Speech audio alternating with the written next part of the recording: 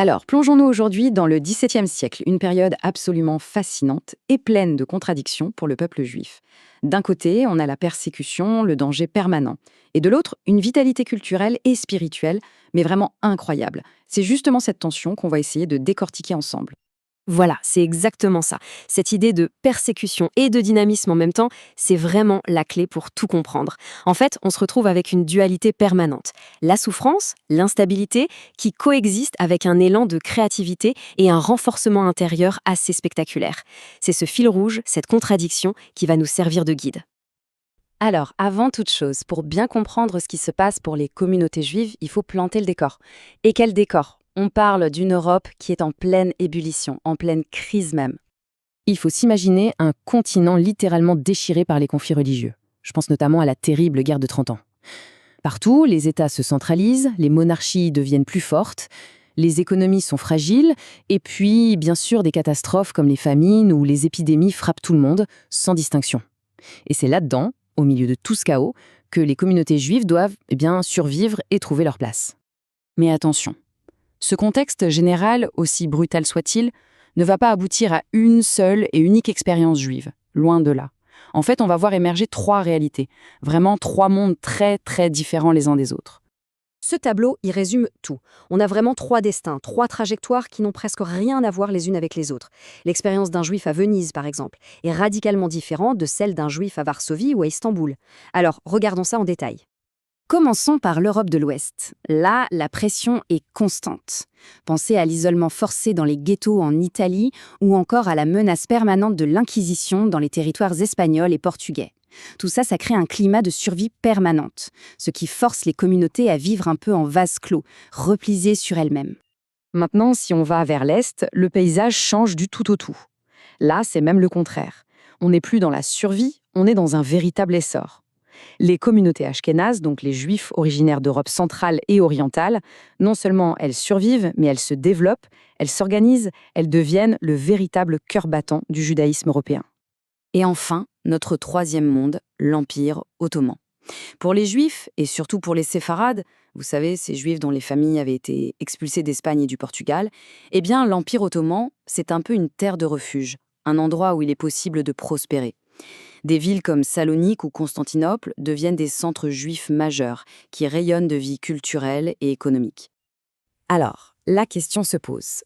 Comment, au milieu de ces conditions si différentes, de l'hostilité pure à la prospérité, comment ces communautés ont-elles trouvé la force non seulement de survivre, mais même de s'épanouir de l'intérieur?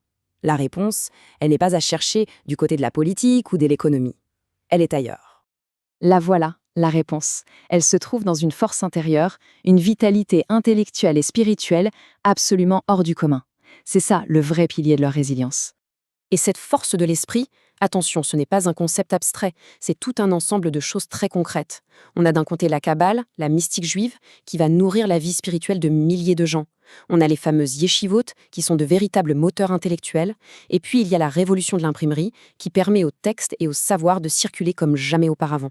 Sans oublier la liturgie, les prières, les chants qui unissent tout le monde. D'ailleurs, ce mot, yeshiva, il faut vraiment qu'on s'y arrête une seconde, parce qu'il est absolument central.